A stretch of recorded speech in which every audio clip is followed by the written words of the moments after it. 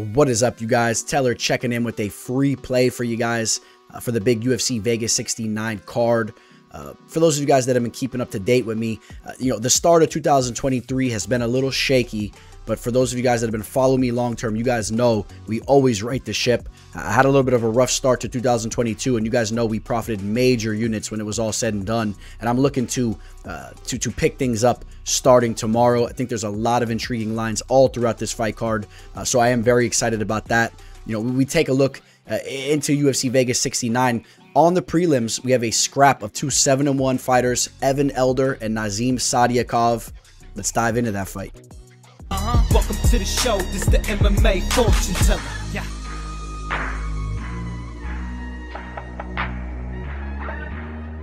The MMA fortune teller. The teller. So DraftKings opens this betting line with Nazim Sadykhov being a -165 favorite. And over the past week or so, we've seen steady movement towards his way. He's currently a -195 favorite on DraftKings, and we've seen him as high as -200 on multiple books right now. Now, why has all that movement came in? There's a couple factors in my opinion. First and foremost, Nazim had a big performance on Dana White's Contender Series, and I feel we've seen fighters come in from that show coming in with a lot of hype. A lot of people get excited to see these fighters coming off that show that had a big splash on the show, that had big performances there, and they're expecting big things from them as they work their way into the UFC. I also think I know another factor with the line movement. For those of you guys that follow the UFC on YouTube, they have this new series called Next Level where they featured Nazim Sadykhov in the part 1 of their series, where they had a bunch of behind the scenes footage going into that fight on Dana White's Contender Series, a bunch of behind the scenes footage of him in his training facility, brushing shoulders with guys like Mmafortuneteller, Ray Longo, of course, a major staple in his mixed martial arts career. These are all things that I think that really promote him and get people very excited and hyped, backing Nazim Sadykhov going into this fight. Now, that's all good and dandy, but what about this kid, Evan Elder? And I call him a kid because he's only 25 years old. He's very young. There's a lot of room for growth. Now, we know he dropped his UFC debut against Preston Parsons. It wasn't necessarily the best look for him, but do understand that he's young. There's a lot of room for growth, and we know he's going to be coming into this fight hungrier than ever. He has put in work over at Sanford MMA within the last couple of years.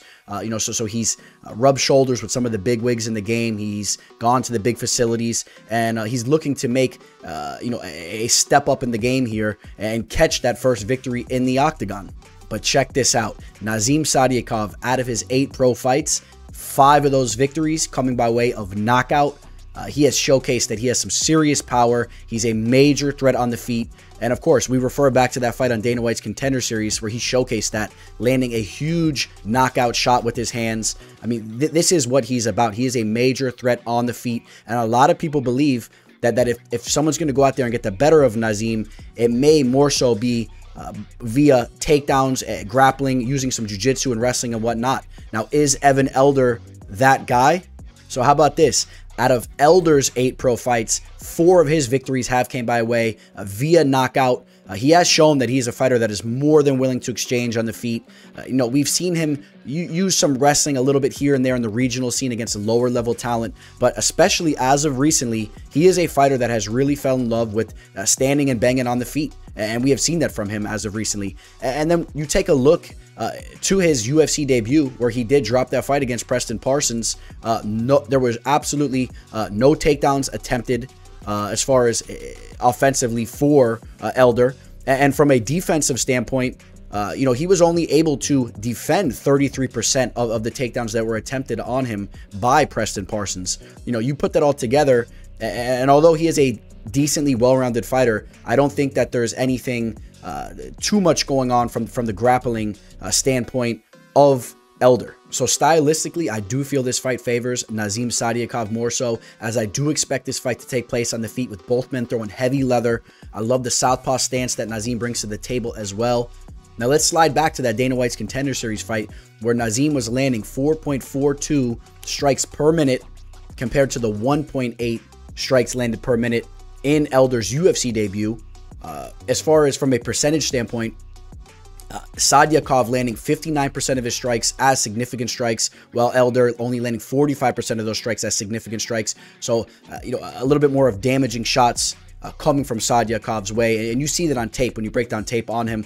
As far as defensively, Sadykhov only having 2.59 strikes absorbed per minute, while in Elder's UFC debut, he had five strikes per minute landed on him as well, with a 33% defensive rate.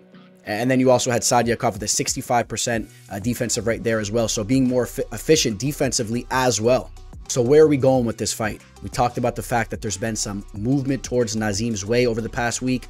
I was able to lock him in at a -170 money line earlier in the week. I feel great about that.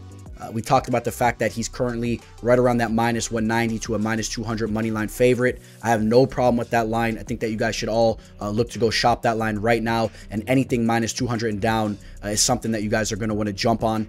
This kid Nazim is very promising. He's been being groomed under Longo Serra for a while now. He's been brushing shoulders with some serious fighters like Frivola and others, and I think that he's the truth, and I like the stylistic matchup here. Be a little bit wary if you see this line creep up to the mid 200s and you're a little bit late to the party. Be a little bit wary there. That's a heavy line there. But I liked what I've seen from the kid, and anything you can grab right now is more than worthy in my opinion. If you guys want to keep up with me even more so, make sure you guys are following me on Instagram at MMAFortuneteller_ and on Twitter at @MMATeller, so you guys can get an idea of what my entire slate was for this Saturday. We have 3 official plays locked in for the card. If you guys are interested in all those plays, do not hesitate to reach out to me. Got my email scrolling below. Whatever works for you, shoot me a message because you guys know what time it is. It's time to right the ship and have a major night, and that's exactly what I'm expecting for UFC Vegas 69. Signing out, Teller. Welcome to the show. This is the MMA Fortune Teller. Yeah.